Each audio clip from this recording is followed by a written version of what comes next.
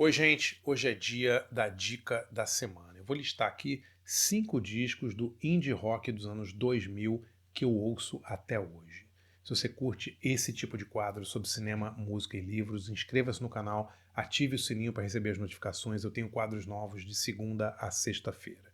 E queria agradecer demais aos quase 700 assinantes do meu site, andrebarcinski.com.br. Galera, muitíssimo obrigado. Se você não conhece o site ainda, dê uma olhada lá.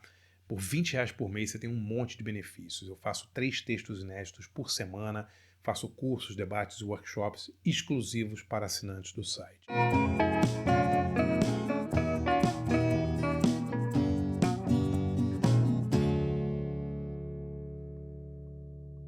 Galera, aproveitando a vinda do Clap Your Hands, Say Yeah ao Brasil, no dia 12 de junho eles fazem show único no Cine Joia em São Paulo. Aliás, você pode comprar seu ingresso no QR Code aqui ao lado. Eles vêm para celebrar o primeiro disco da banda, que é de 2005, que é um discaço, né, que leva o nome da banda, o Clap Your Hands, Say Yeah. E foi um disco muito elogiado na época pelo David Bowie. Eu me lembro que o David Byrne falou super bem do disco. O Bowie adorava a banda, ia a todos os shows da banda e tal. E eu decidi aqui listar outros 4 discos, além desse do Clap Your Hands, Say Yeah, daquele mesmo período ali do início dos anos 2000 e que eu continuo ouvindo, né? As bandas mais famosas daquele período são, claro, o Arctic Monkeys, são os Strokes e tal, mas eu tenho que dizer que dessas bandas mais conhecidas eu não sou tão fã assim. Mas eu vou falar hoje aqui de 5 LPs, já falei do Clap Your Hands Say Yeah, mais 4 discos de outras bandas que eu continuo a ouvir até hoje, tá?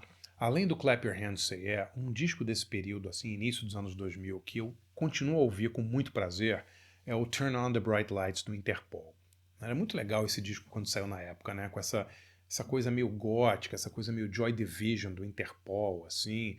Eu confesso que depois eu perdi um pouco o interesse pela banda e tal, acho que ficaram meio que se repetindo.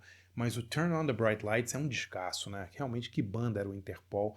Continua muito boa, né? O pessoal que viu esses últimos shows deles aí no Brasil elogiou demais a banda. Eu não fui nesses shows, mas o Turn On The Bright Lights é um dos descassos, assim. A produção é maravilhosa, as músicas são muito boas.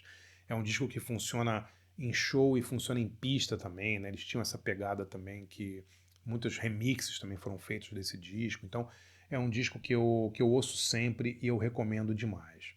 Outra banda desse período que ficou grande demais e para a qual eu perdi a paciência um pouco não, completamente, é o Arcade Fire, né? O Arcade Fire não me faz sair de casa hoje, mas no início dos anos 2000, quando eles lançaram o Funeral, foi impressionante. Esse disco é maravilhoso e continua maravilhoso até hoje, né?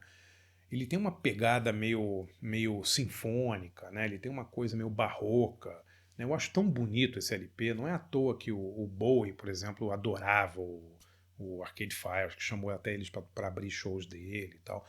Era um disco realmente incrível, né? Uma coisa muito nova, assim. As letras eram muito interessantes, a banda ao vivo era muito impactante, assim. Eu acho que hoje perdeu bastante da força, assim. Como eu falei no início ali, o Arcade Fire não me tira mais de casa, mas o Funeral é um disco que eu ainda ouço com muito prazer, assim, na mostra para os filhos e tal, porque eu acho que é um grande disco do início dos anos 2000. Outro LP marcante pra caramba desse período é da banda que eu considero talvez, acho que a mais talentosa ali daquela cena toda do Brooklyn, ali de Nova York, que é o TV on the Radio, né? Que é o Return to Cookie Mountain. Que descasso legal, TV on the Radio, né? Tive a sorte de vê-los ao vivo algumas vezes e era uma banda muito legal porque eles tinham uma pegada meio desse experimentalismo assim do pós-punk, mas também com uma preocupação ali de fazer uma música dançante, uma música animada, uma música pra cima. Os shows eram muito legais do TV on the Radio, as letras eram ótimas, assim, uma banda muito acima da média. Voltou agora, né, tá fazendo shows de volta aí de não sei quantos anos aí, 20 anos eu acho, né, da banda e espero vê-los no Brasil, né, já tocaram por aqui algumas vezes, eu cheguei a ver um show deles no Prospect Park, no Brooklyn, uma vez que foi maravilhoso, em casa, né, basicamente, né, e é uma banda que eu recomendo demais que vocês, quem não conheça, vá atrás, porque vale muito a pena. E a quinta banda, já falei do Clap Your Hands Say Yeah, falei do Interpol, falei do Arcade Fire, falei do TV on the Radio. A quinta banda desse período, que eu recomendo demais, é uma banda de Modesto, na Califórnia, chamada Granddaddy. e eu queria falar de um disco deles de 2001 chamado Software Slump.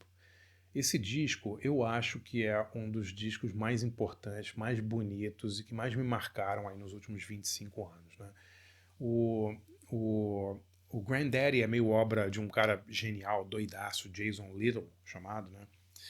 E ele lida muito, ele tem uma sonoridade ao mesmo tempo eletrônica, mas eletrônica vintage, né? Eletrônica mais antiga, assim, né?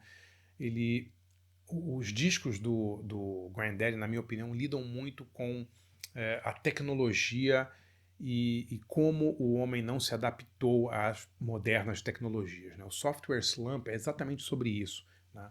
É um disco que fala de cemitérios de computadores jogados no deserto. É um disco que tem conjura assim visões até meio apocalípticas assim. Tudo isso embalado por uma música meio um alt country com uma pegada de sintetizadores dos anos 70. Nossa, esse disco eu acho assim inacreditável. Assim. Mas esse disco, The Software Slump, eu considero uma obra-prima do rock dos últimos 25 anos. É um disco meio conceitual ali sobre tecnologia, sobre a inadequação do ser humano a essa nova tecnologia.